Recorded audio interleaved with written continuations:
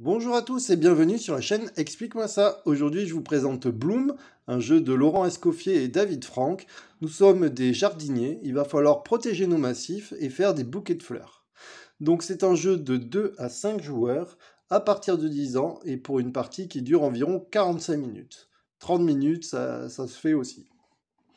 Alors, comment ça se passe? Nous avons la mise en place est très simple. Chaque joueur prend toutes les cartes de sa couleur. On apprécie le fait qu'elles soient plastifiées. Donc ça, c'est plutôt pas mal. Ça a l'air de bonne qualité en tout cas.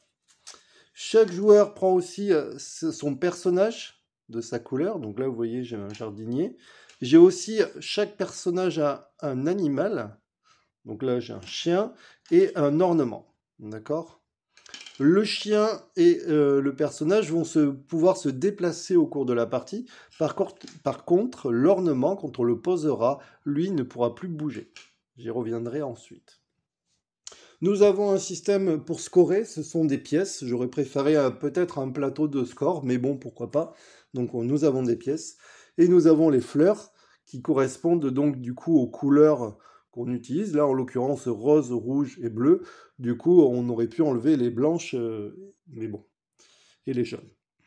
Le but du jeu, c'est quoi? Ça va être d'essayer de protéger nos massifs, essayer de récupérer le maximum de fleurs pour faire des bouquets. Plus ils seront gros, plus ça rapportera de points.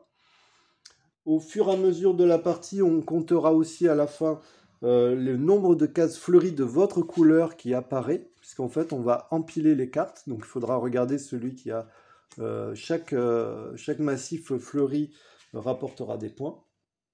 Nous avons aussi l'ornement qui nous rapportera des points. Bref, je vais vous montrer un petit peu comment ça se passe. Alors, on va commencer par le rose, par exemple. Là, vous voyez, chaque joueur a exactement la même chose au niveau des cartes. On a toutes les mêmes cartes. On peut décider donc de les positionner, celles qu'on veut, en fonction d'un choix stratégique. Alors là, je vais partir juste pour la petite explication. Comment ça se passe? Le rose pose une carte et il peut positionner son jardinier sur une fleur de sa couleur. Alors il va faire ça, pourquoi? Parce que le but du jeu, ça va être de protéger sa couleur. Effectivement, si on veut réussir à mettre notre animal, il faudra qu'on ait au moins 10 fleurs visibles à notre tour de jeu. Et pour l'ornement, il faudra 15 fleurs visibles sur le plateau de jeu de notre couleur. Donc là, par exemple, je mets mon jardinier et c'est au joueur suivant de jouer. Vous voyez, les tours vont très vite. Le rouge va, par exemple, se positionner ici et recouvrir le rose. Donc du coup, dès qu'il recouvre, par exemple, le rose, il gagne une fleur rose. D'accord? Pour gagner des points avec les bouquets, on est à 3 joueurs, donc il faudra 3 couleurs différentes, un bleu, rouge et rose, ça rapportera 3 points. Si jamais il a que 2 couleurs, donc par exemple bleu et rose, et qu'il veut les vendre, ça rapportera qu'un point. Et s'il a qu'un rose, ça ne rapporte pas de points. On est à 3 joueurs, donc là il faudra regarder dans les règles, mais c'est très simple. À 3 joueurs, notre brouette est limitée aussi en nombre de fleurs, donc du coup on a le droit qu'à 4 fleurs. Ça veut dire quoi? Ça veut dire que j'ai le droit, à la fin de mon tour, de garder que 4 fleurs. D'accord?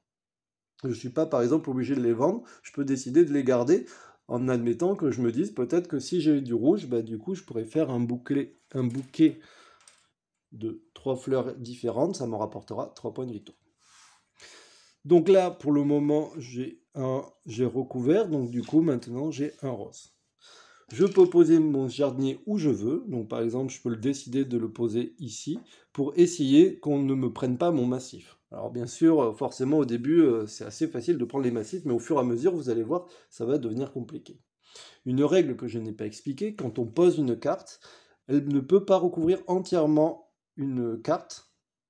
Elle ne peut pas recouvrir un jardinier ou un animal ou un ornement. D'accord? On ne peut pas le mettre par-dessus. Et aussi, on doit toujours avoir un coin de la carte qui est posé sur la table.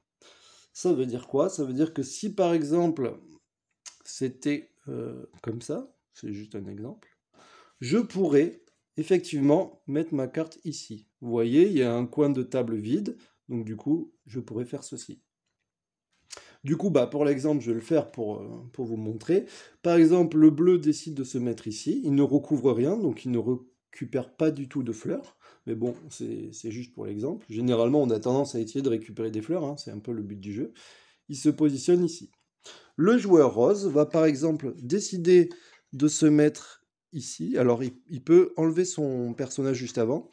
Et là par exemple, vous voyez, donc il y a bien une case vide et il va récupérer 2 bleus, 2 rouges. Donc il se positionne dessus. Il se met là où il veut. Donc par exemple, il va essayer de protéger cela. Et il prend 2 bleus, 2 rouges.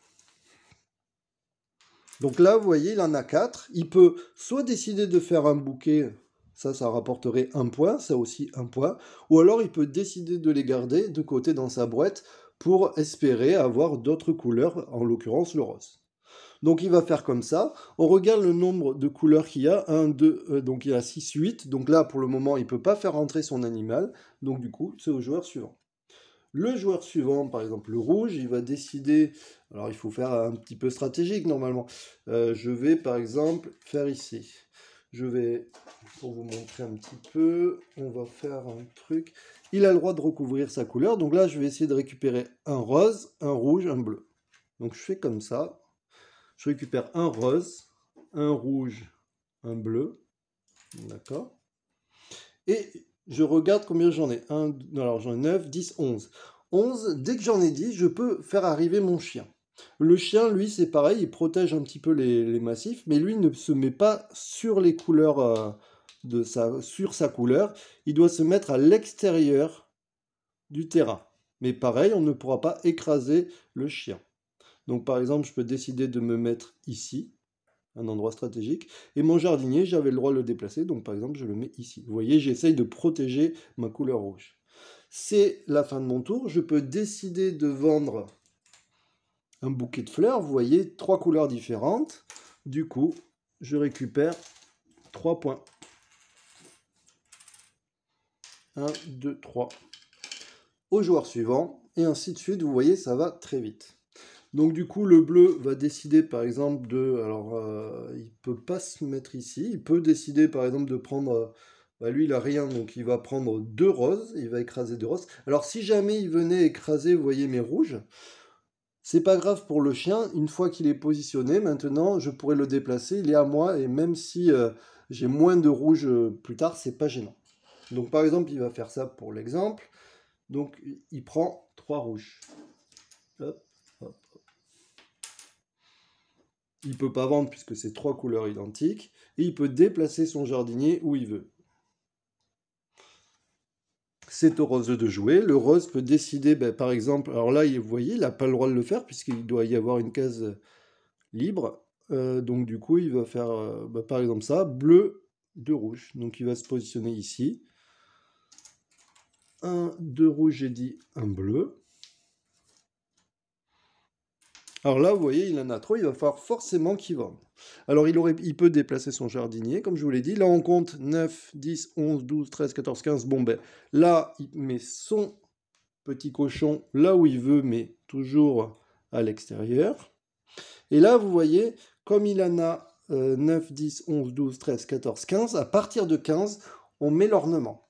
L'ornement, ça marche comment? L'ornement, on le positionne à moitié sur une fleur de sa couleur et sur de l'herbe. Et à la fin du jeu, on regardera toutes les herbes contiguës, toutes les parties vertes qui se touchent, rapportera 0,5 points, donc un demi-point. D'accord? En l'occurrence, si le jeu s'arrêtait maintenant, il en a 4, 5, 6, 7. Donc 7, on descend au chiffre inférieur, donc 6, il marquerait 3 points. D'accord? Maintenant, il est obligé de vendre. Il ne peut en garder que 4. Donc par exemple, il va quand même en garder 4. Il va vendre ça, ça fait 1 point. Et là, du coup, il va en vendre un autre paquet. Il va gagner donc du coup 2 points. C'est au joueur suivant. Je vais avancer dans la partie pour vous montrer comment on compte les points à la fin. Donc j'ai avancé un petit peu pour vous montrer. Alors je ne les ai pas toutes mises. Normalement, la partie se finit quand tout le monde a joué ses cartes. Mais là, pour la petite explication, c'est pas la peine de tout mettre. Donc là, je me suis débrouillé pour qu'on puisse mettre quand même les ornements. Je vous rappelle bien sûr que les personnages et les animaux, vous pouvez les déplacer en cours de partie. Alors maintenant, comment on compte les points? Ben, c'est très simple, on va compter les points que vous avez ici, déjà, dans un premier temps. On a le droit de vendre ces bouquets, même si on ne les avait pas vendus, en espérant, donc là, ça fera 1 point, d'accord? Les fleurs qui ne servent à rien ben, ne rapportent pas de points. Ensuite, on va regarder, chaque case fleurie va marquer 1 point. Donc là, par exemple, bah, le bleu, il en a 1, 2, 3, 4, 5, 6, 7, 8, 9, 10, 11, 12, 13, 14. Donc le bleu marquerait 14 points.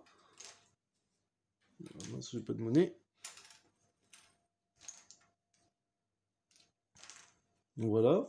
Le bleu marquerait 14 points. Vous avez compris, le rouge marquerait 1, 2, 3, 4, 5, 6, 7, 8, 9, 10, 11. Donc le rouge gagnerait 11 et le rose, ainsi de suite.